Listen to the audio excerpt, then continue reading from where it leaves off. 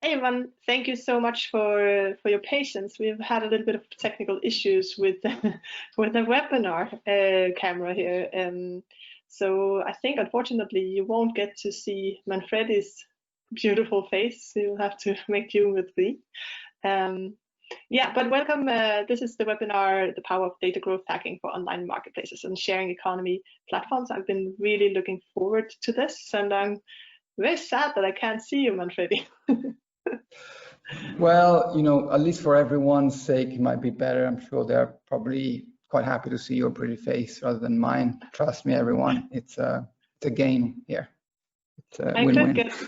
I could go and get a sock, and then I could have like a small sock puppet, and pretend I'm you. No, but thank you so much for joining us, everyone.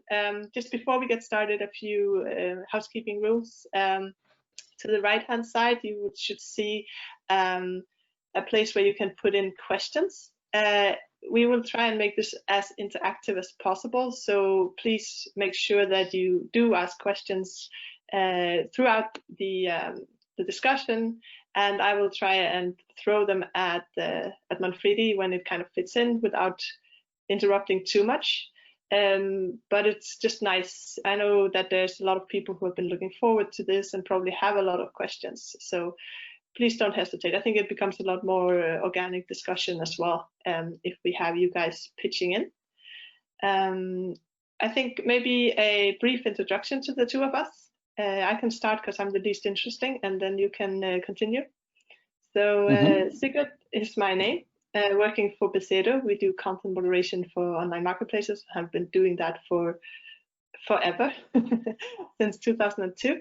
And we help people with building trust with their customers, basically. And I work as the global marketing manager.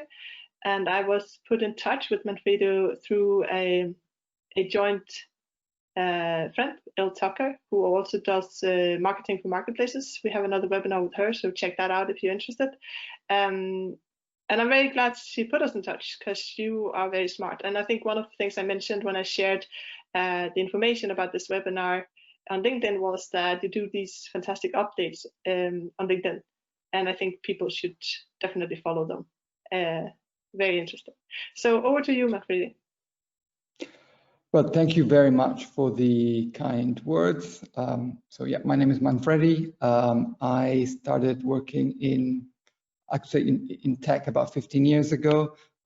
Initially, I was working exclusively on marketing, particularly performance marketing, but I guess having joined the sector very early, I got the opportunity to work with some amazing tech companies. So about 10 years ago, I was advising Apple across EMEA for their performance marketing, and then 2010, 2012, I was overviewing a lot of performance marketing for Google across EMEA as they outsourced all that area of their business to Essence, which was the agency I worked with.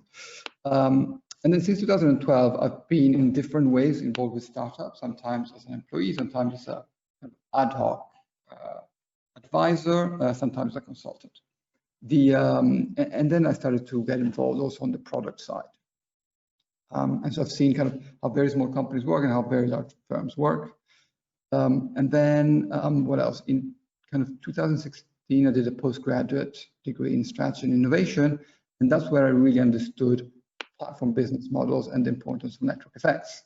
And I remember the book saying, whenever there's a player with network effects entering a market, there's a winner-take-all scenario. And so with my lazy mind, I thought, well, if that happens, and I know that every single sector is going to be kind of completely overtaken by technology, then surely all the rest of the stuff I should be studying for strategy becomes obsolete. All you need to do is get network effects, and then there's a winner-take-all scenario, right? And so since then, I've been very much kind of researching and studying and applying the concept. I've been working with different types of businesses, mainly marketplaces and platforms with network effects in different sectors and different sizes. And I've kind of really kind of expanded my knowledge on platform business model network effects. And so what I try and do is I try to really deliver value to companies by joining the more tactical aspects of marketing and analytics, and the more kind of strategic aspect or top-down view of platform design and strategy. So let's start by talking about growth or growth marketing or growth hacking and trying to demystify this, because to a certain extent, this is, sounds a bit like a dark art. And that is because it kind of was a dark art when it started, which was about 10 years ago. The internet was a very different place back then, and using certain black hat techniques or certain kind of hacks within social networks, you really could gain huge exposure very quickly with clients. Now, some companies, and there are a few cases out there, have really built a fortune on one golden bullet.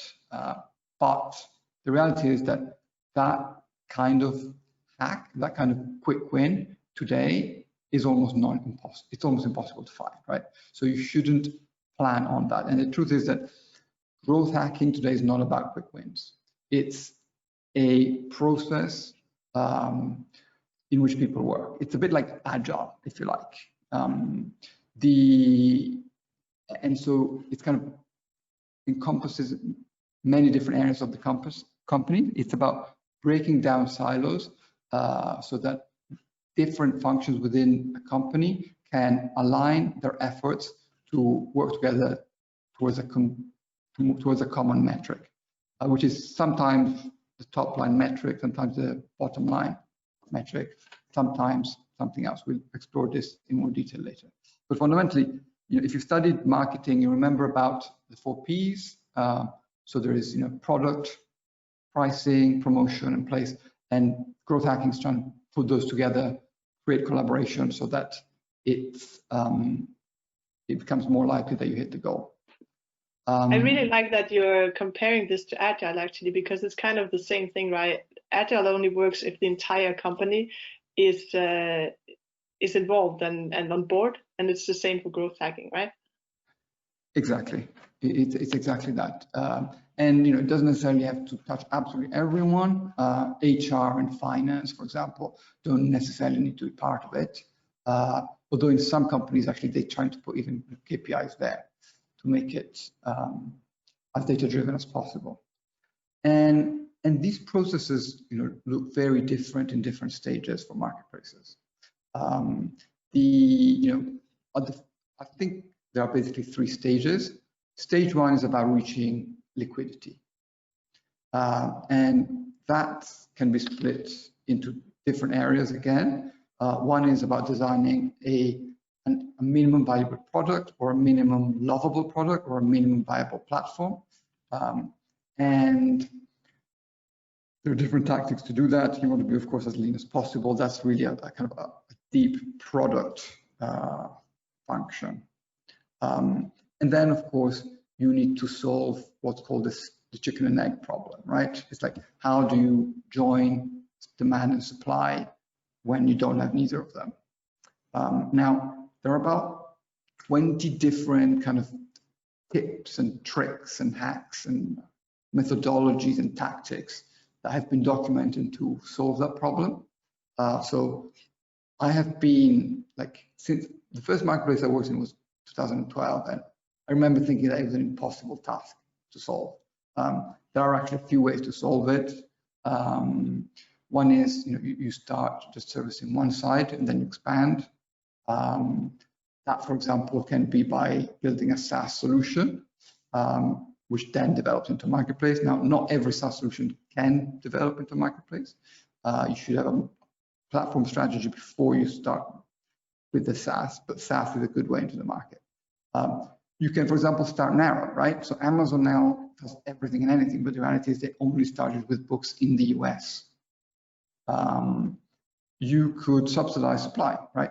When Uber started, they hired 20 cab drivers in San Francisco full time. So even user number 1 in San Fran, when they started using the app, they would get a taxi within 45 minutes. And so that then encouraged them to tell other people, and word of mouth started, and then the whole flywheel got going. You can nest on another platform, for example. So If you think about, PayPal was basically integration with eBay, and that's how they grew a lot. Airbnb famously integrated with Craigslist. They basically piggybacked another platform. Or you can, for example, focus your activities so the demand is also supply. So I believe to eBay, when they started by getting on board people who were collecting little statues in the US. And of course, if you're a collector, you both kind of trade in and out, and so you both demand and supply at the same time. But overall, this kind of part of the work requires people with deep product strategy expertise. In scale 2, in phase 2, which is about scale, you need more marketing and sales expertise. It's about getting more demand and more supply, but in balance. You have to find out what is market equilibrium looking like, right? You cannot have, for example, say, you are a marketplace joining, I don't know, what could be people who write music, musicians and studios. You cannot have one studio and 500 musicians. That's just not going to work. Or you cannot have 10 studios and 5,000 musicians. And then what becomes very important in the scales phase is understanding how your retention looks like. The marketplace might work initially just because you're able to attract people, but ultimately, if you're not able to retain people, you will fail. And then in stage 3, when you become an enterprise, you need to have very deep expertise in all the key areas. So, we need super expert in Facebook advertising, for example, or SEO, data science, UI, UX, design, CRM, and many more areas. And there you get kind of division on labor and excellence. But particularly for that reason, growth becomes very important. It's not just a kind of scrappy startup thing. It's something that, as we'll see in a moment, becomes even more important because it aligns everyone towards a common goal. What also happens in stage 3 is that you get network effects kicking in, and that should really help retention. But then for that reason, you have to manage network effects.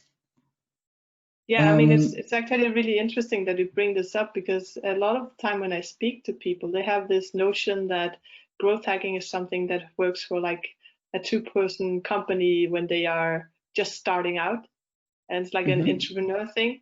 Yeah. But it's actually a role now and something you worked professional with for a long time. Yeah, and it's interesting because actually a lot of the top professionals actually will only intervene after strong product market fit. Only once you've got product, the product is working, you've got buyers, you've got customers, and maybe even got a bit of retention. And that's when really it becomes really about scaling, growth, right? It's not about finding product market fit, it's about growth. So a lot of people say that growth is post-product market fit.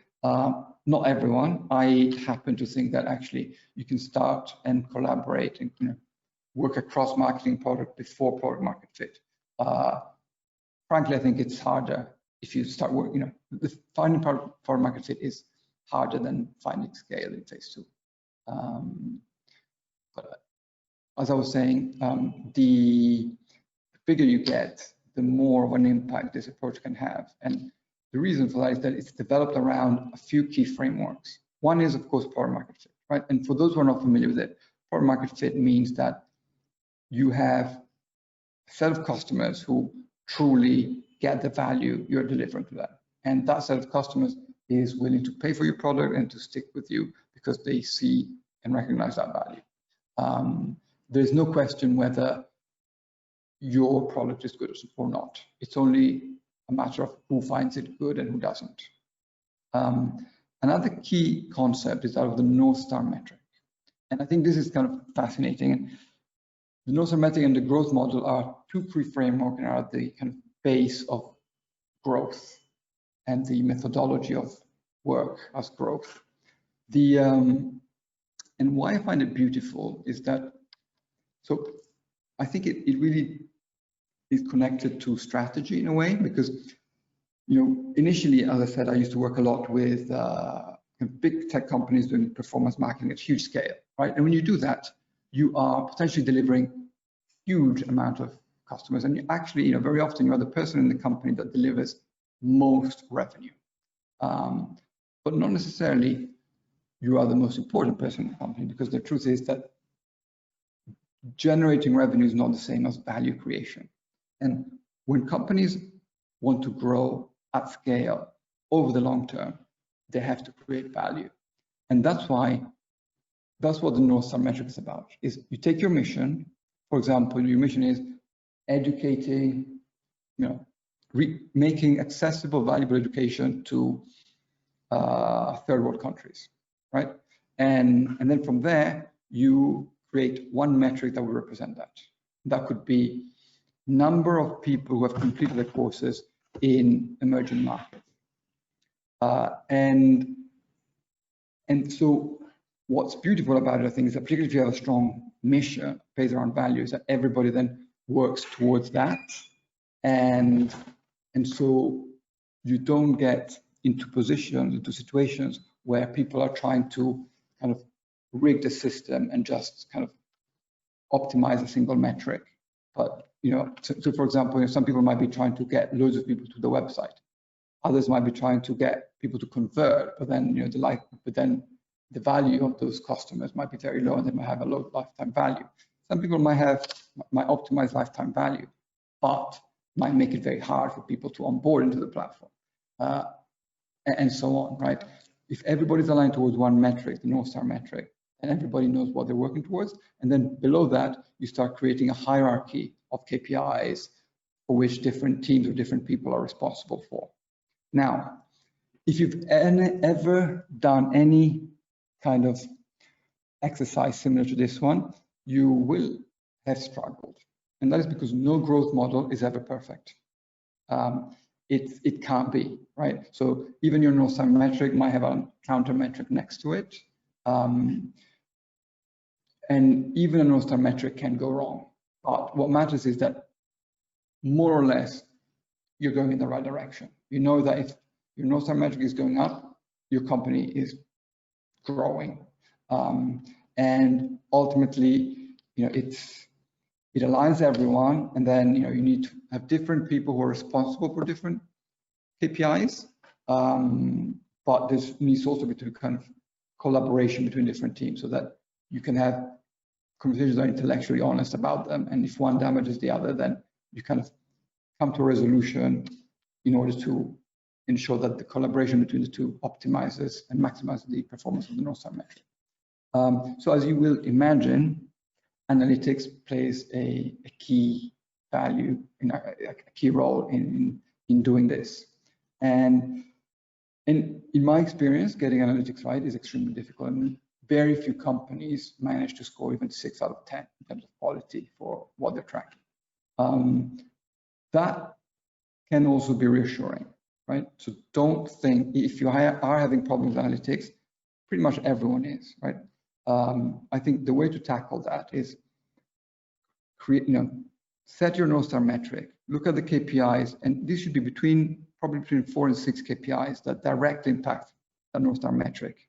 And then from there, you start to design a system that can track those KPIs with reasonable accuracy and frequency. And then once you have that, you have your really kind of minimum viable analytics solution, and you can start to work around with that. And week after week, you kind of see how your demand is doing, how your supply is doing, and that allows you to start to optimize. Then with time and managing it in sprints, really, you start to kind of understand which metrics become more critical and where your analytics becomes more, needs more sophistication, and you invest efforts in that area. Just so you know, it's an ongoing piece of work. Analytics, we always continuously need more tweaking. It will never be perfect. And sometimes you can kind of reach a satisfactory level and let it be for a while, but generally you will always need more sophistication around it. And then I think one of the sorry. I just wanted to add to that. I think one of the problem is that we have been taught to just gather all the data, right? But we haven't. A lot of us as companies haven't sat down and actually thought about what is it we need and what we're going to do it. So there's a lot of people who are kind of paralyzed by the amount of data because they don't know. Like there's so much, and it's hard to kind of dive into it and get any good insights out of it. So I really like your approach with setting the North Star metric and then finding out which kind of 6 data points do we need in order to kind of support and to know if we're succeeding there. That I guess that would be part of the tactic. I think you hit the nail on the head. I mean, I recently had a conversation with somebody who said, "Oh, but we need this data, we need that data, etc., etc." And they were right. That was important data. And the reality is that you do need all the data because you have an infinite opportunity to gain insight from your data. But just like everywhere else, resources are limited. Set your priorities, tackle those, and then one step at a time, with a roadmap for analytics, you decide which areas you need to prioritize, and then you kind of allocate your investments to improve accuracy or sophistications around the data areas you need. And those will change also depending on the stage your marketplace is at. So for example, when you are phase 1 in liquidity, ultimately you want to understand, you want to prove that you're creating value, right? So you need to understand, are you adding value versus the status quo of the market today versus other solutions people are using? Are your users saving money? Are they saving time? Are you increasing the quality of the work? Is the tech solution you have in place enabling that with consistency? And is the marketplace liquid enough? So, is there a reasonable number of people that once they join the marketplace have a satisfactory experience? And so, for example, metrics like time to match or match rate become important, and potentially good ones for the early stage of it could be an early stage NSM for a marketplace. In the second phase at scale, you then probably want to get more detail and splitting it in 2, looking at the demand side and the supply side, understanding how many new users are using your platform, how many existing users are staying, what's the churn, how are the power curves looking, and kind of the cohorts. What does marketplace equilibrium look like, right? As we said earlier, what's the ratio of kind of users to consumers? You want to monitor disintermediation. What percentage of people are kind of trying to cut you out, or potentially multi-homing? So how many of your users also use a competing platform? And also here you can actually start using elements of platform design to improve the stickiness of your platform. And for example, if your platform is only about transaction, then maybe you want to add a learning layer on top where people start to also communicate and share knowledge, and that will increase stickiness.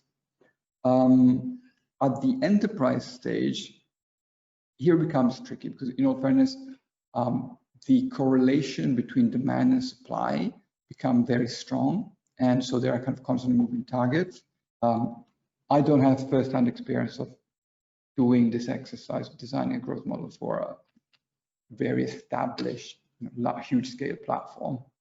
But as I was saying earlier, the North Star metric and growth approach remains very relevant because it aligns everyone, which is harder to do when you have more people on board. And I think things that matters at that scale is you want to understand how your power users are staying in the platform, how the distribution of demand and supply happens. If you have a few great, excellent freelance designers, are all the jobs going to them, or should the matching be redesigned so it's more distributed? And so that then taps into areas such as quality control and governance, which are kind of quite a separate topic. So I think if you want to build a growth team, it will slightly vary depending on what stage you're at, and also how kind of transformative and radical you want to be with your approach. I think it doesn't necessarily need to be like a complete, absolute overhaul on day one. It's a transformation journey. It's at its core is about joining as much as possible kind of marketing and product and breaking down silos to work in a data-driven way that is harmonious. And then the skills you need would be therefore around marketing, design, copy, data, and tech. I think, cool. I think that's, yeah. No, I think it's kind of interesting, because I think when people usually say growth hacking, they think about what you said in the beginning, like the super out there crazy methods that people were using and gaining a lot of traction. So they're thinking about a lot of innovation, but actually what I'm hearing you say is growth hacking is very structured. It's tied to data, but it's also about like setting, I don't want to say rigid goals, because that's not what it's about, but setting very specific goals and having everyone on board to meet that. Is that correctly interpreted? Yes, absolutely. Not to say that there are no growth hacks out there possible, right? There still are, but decreasingly so. And I wouldn't trust anyone that offers a quick win, almost in any sector of life. But also in kind of in building a marketplace. Sometimes you can use kind of web scraping tools to kind of pretend and create a kind of false supply. There are ways in which you can speed up certain things. Arguably, I think nesting on another platform like Airbnb did with Craigslist you could argue, is a hack. If it works, it's great growth. It's potentially a huge partnership. I'm not sure it's a hack, but it can be very useful. But generally, like, it's a model which is constantly optimized, and it's a way of working. I'm guessing that's the problem, right? As soon as you kind of start systemizing it, it also becomes available to others, and then the impact lessen, which means that it's no longer really a hack. Now it's more of a process. Yeah. Well, so the hacks that were there were usually like, you would get people to follow you on Facebook, and then if they clicked on the right box or they agreed to the right message, you would be able to, for example, post on their behalf. And by doing that, you would, of course, get lots of other people to see your ad and see your brand, and then try it. That would be one hack that's not possible anymore. But yeah, generally, any hack gets either kind of eliminated by the platform owner, or it gets copied. So, for example, referral marketing was extremely popular. Now less so. There's kind of a fatigue to that because everybody's tried to implement it.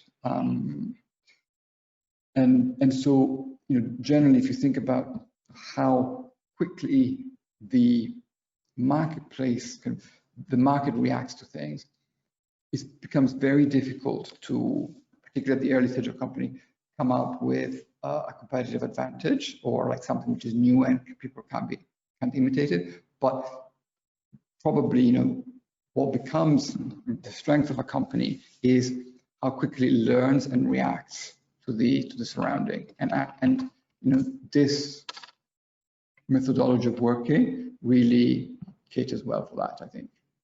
Yeah, I agree. And I mean, it's not saying that you don't have to be innovative to be a growth hacker. I definitely think you do, and you need to be, and I hope you would agree, you need to be kind of really entrenched into the industry you're working with and on top of everything that's going on. I know that for other industries, TikTok, for instance, when that first launched, that became kind of a growth hack because you could do these small videos, and then, but already now people are tired of that, right? So I would assume that you as a growth hacker are really kind of keeping up to date with new types of technology or services that you could potentially use in order to fuel growth. So on my side, I try and kind of understand what the overall landscape is, understand where relative areas of opportunities may be, and also try and be as good as I can in orchestrating work, because ultimately breaking down again, ideally I would have somebody who is 23 in my team and who can uncover a genius hack on TikTok. But I think for me the challenge generally, because unfortunately that's never guaranteed. You might have the most ingenious Gen Zer working on TikTok, but not find a hack. But for example, I do know that TikTok potentially has area of opportunity, so that's an interesting area. I think WhatsApp is super interesting today. What can be built through WhatsApp? It's a huge platform. Not much has been done there. But again, you're never guaranteed a huge success. And so my focus really is trying to create a platform for working across different sections of a company, so that ideas can kind of come up in a structured way. People evaluate the size of the opportunities, and then resources are allocated to reflect that. No, go ahead. No, so I work mainly on kind of building the system for that to work, and then the other area where I kind of try and add value directly. One is actually directly in kind of performance marketing. I'm big, particularly in AdWords and Google Ads, and then actually platform design and strategy. So understanding, how that, for example, last week, and it happened twice this year already. I've spoken to two entrepreneurs who managed a thriving business with good network effects at a local scale, and both of them had VC money, and both of them had to go and expand internationally. And to me, that had no rationale, because if you have local network effects, you are much better off strengthening the local network effects rather than being weak in 3 different markets, because then revenue is good, but only if you can defend it. And actually, if you can, for example, become, if you look at, I don't know, Uber and what Uber did, instead of being in 100 markets, they were in 10, but they did taxis and they did bicycles and did food delivery and grocery delivery and anything delivery, then they would become unbeatable and they would start being profitable. While today, they're not profitable anywhere. And not many companies manage to raise as much funds as Uber. So I think, for example, that's a case where local network effects dictate a strategy for profitability. Yeah, makes sense. So I want to, because we're going on a little bit over time, I want to open up for questions. If you guys have any questions, now's kind of the chance. So just write them in the right-hand side of the screen. And while I wait for all the questions to tick in, I just wanted to kind of circle back to what we were talking about before, and just how, because growth hacking has to be quite structured. You have to have a plan. You have to, otherwise it doesn't work. You have to have North Star, then you have to have the data that you're gathering, and then you have to look at the data, and then you have to create a strategy from that. Which is very funny because a lot of people think it's the opposite, right? Just jumping on, everything. But what, I know everyone's tired of talking about Corona, but just because it's a good example, what do you do then when there happens something that no one could have predicted, right? No one could have predicted that the world would look like this in 2020. How do you kind of adjust to that, and how do you adjust to the kind of opportunities that bring as well? Because a lot of new technologies has come, or not new, but technologies has suddenly become huge, like Zoom and Discord and things that otherwise were very kind of niched into business meetings or gaming has suddenly kind of spread out to the general populace. And then I assume that brings with it a lot of growth hacking opportunities that you then want to somehow work into your strategy. What do you do? Do you sit down and, you know, pull out your hair and panic for a little while, and then you how do you handle stuff like that? Well, yeah, I suspect there is probably a bit of panic for anyone. Inevitably, what happened was truly unexpected. I think that the kind of using fast data loops or data feedback tells you very quickly where you're at. And so you understand quickly whether you are struggling in travel, for example, or you're doing well. So for example, in delivery or online groceries. And that helps you a lot, because then you can kind of start planning based on that. On the fact of kind of there being new opportunities out there, I think that's true. I mean, whenever there's a big crisis, there are also opportunities. I think that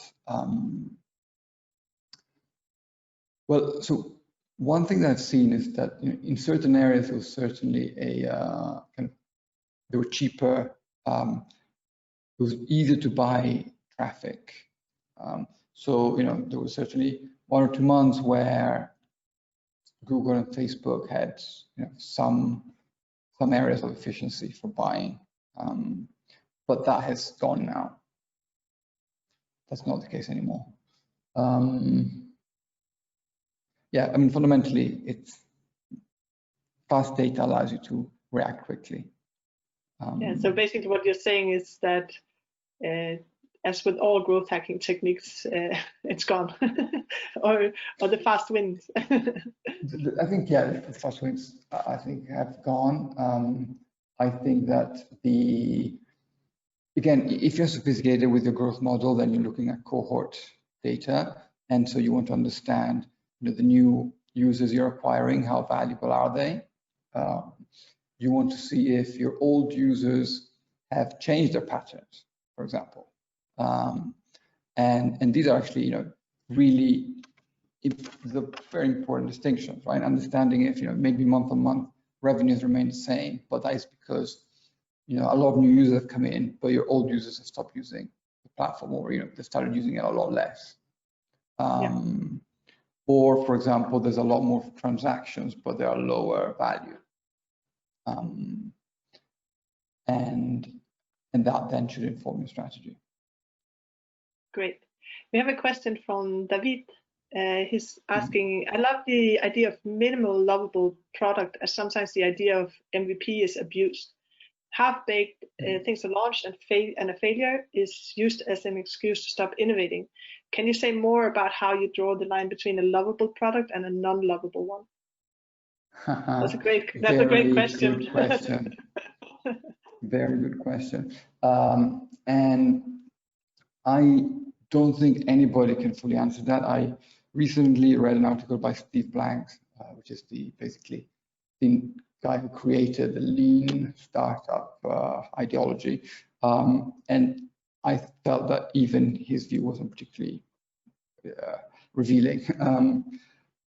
So I think there it's really kind of, a lot of it comes down to, you know, part art, part science. You need experience. I think, you know, so for example, you know, in one occasion for me was, what I did is I knew very well, for example, you know, the AdWords platform and the Facebook platform, and I knew that in order to push that product in those two channels, the user experience had to be at a certain level, and so we didn't launch the product until it was at that level. The idea is, okay, also that you want to exactly understand when you need it, right? So there is the very early stage is the prototype. The prototype is literally can be made of cardboard, right? And that is just to understand if people see value in it, right? And to a certain extent, you know, that could be like a web page with a buy button that then is nothing to sell, but it just they're getting capturing an email list, right? That is a prototype or a prototype, and that is simply to have proof that there is kind of demand and people see value in it. A minimum valuable product is something different. It means that people actually like using the product or that you can actually sell it.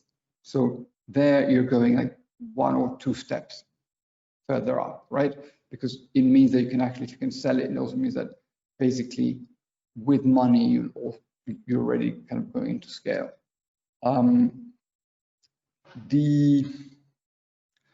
The idea is that, you know, the very basic idea is that whatever it is, you should be able to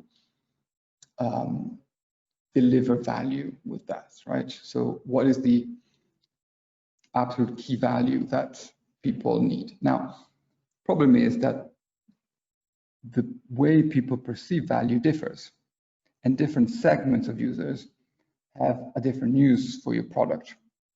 So the way to tackle that is to start very, very narrow. You want your target market to be a very small group of people.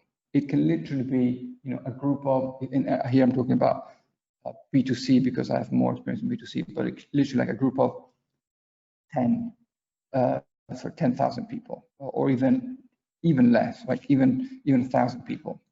But those people will find your product extremely useful. And so even if it looks pretty tacky, they will go the extra mile to get the value out of it because they really need it. You're solving a problem, right? So find the people you're really solving a problem for, and then you don't need to worry too much about how lovable the product is because they will love it for the value. Yeah, I think that's good advice. I think, isn't it Airbnb CEOs that has said something like, I'd rather design a product that 100 people love than one that 1,000 people like. And it's kind of the same thing, right? That if they can derive that much value, then you're also kind of solving the whole platform leakage issue at the same time. Yes.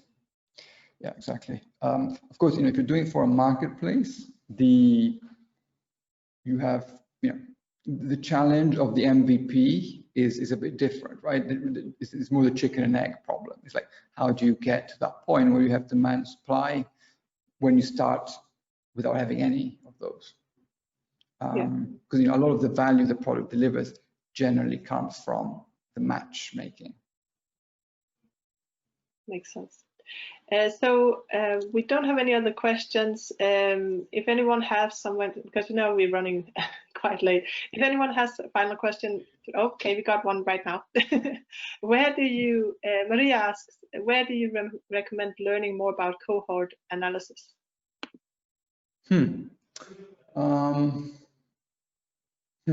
So let's see. I mean, I learned about, so there's a book called Lean Analytics, which was great, but it might be a bit old now. It's about 8 years old at least.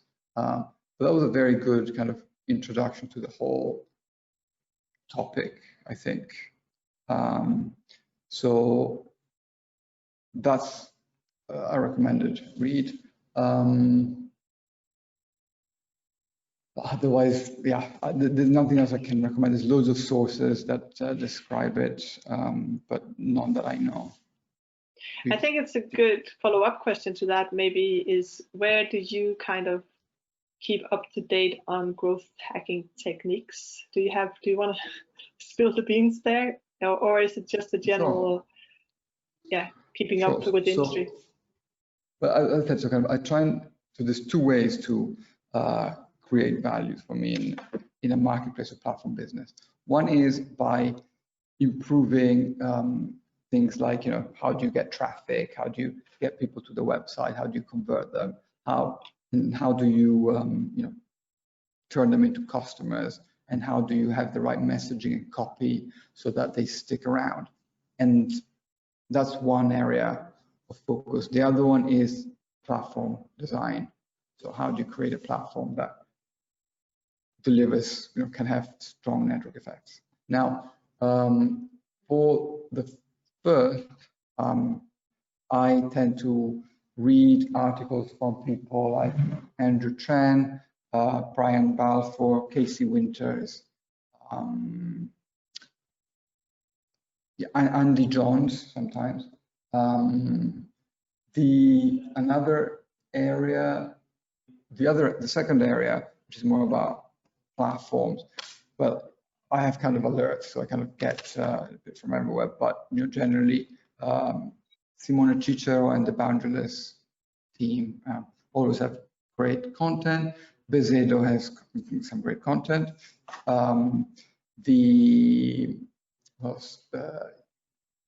What's his name? Sanjeet Chaudhary has great content. The writers of Platform Revolution, so was it Mayor Van Alstyne and Geoff Parker, two professors from, I believe, MIT, have some great content. And so, yeah, I try to, and then potentially sometimes books that come out. We can maybe collect also, like a small list of recommendations you have and send them out in the coming days. Yeah, sure. Also have a cheat.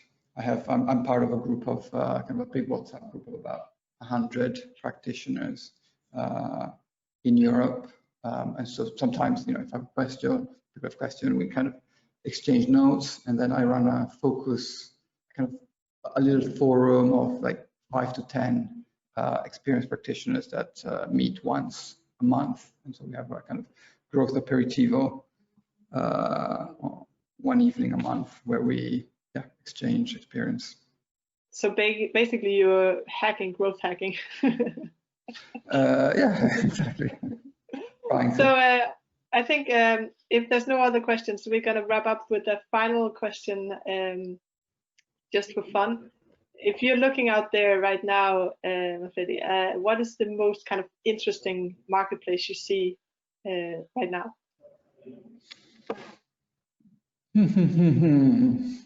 There are many. I think that, well, okay. So I think generally it's most interesting where you also have one or two things, either technology that helps you do something new. And so, for example, it could be AI that improves the job matching area, or where the business model is super innovative. So, I really like anything that is the Shopify of X, for example, right? Shopify isn't a marketplace, but there are areas within it that are kind of a marketplace, right, for designers and photographers. And I think that where you kind of mix the platform and marketplace model, that's extremely interesting. And so I like Shopify a lot as a company, but I'm also working with a company in the music space where they operate as a kind of platform for musicians and managing the royalties using blockchain. But then on top of that, the aim is also to build a marketplace for musicians to exchange collaborations. Yeah, so. But there's a lot out there, and a lot of new ones and innovative ones coming. So yeah, I think it's looking good for the industry, everything considered. I think there's no doubt. I think that network effects today are what economies to scale were 100 years ago. It's like you want a company with network effects, and simply because it's just more powerful. Higher connectivity drives that. It's important to understand what kind of network effect you have, and then use it to your advantage. Yeah, no doubt. So I think we have to stop now, because I think we could talk wherever you need. But before we go, where can people get in touch with you if they want to reach out, ask questions, or maybe hire you? Sure. So if you can probably find me on LinkedIn, it's a good way. So Manfredi Sassoli De Bianchi, but if you just write Manfredi Sassoli, you can find me there, or manfredisassoli.com is my website. I'll make sure to include a link to your details as well. It's just if someone couldn't wait and need to contact you straight away. Thanks. Thank you so much for joining. It's super interesting. I'm always excited when I see like a new post on LinkedIn by you. So again, I really recommend that you guys go and follow Manfredi just to see those updates. It's always interesting to read. Thank you. And yeah, it's pity you couldn't see me. It's always nicer face to face, but next time maybe, hopefully. next time. And thank you so much for everyone who joined in and for your questions. If you have any questions that pop up right after I end this webinar and you should have asked that, you can either send it through me or you can send it directly to Manfredi and we will try and answer that. Thank you so much. Keep safe out there. Bye. Bye.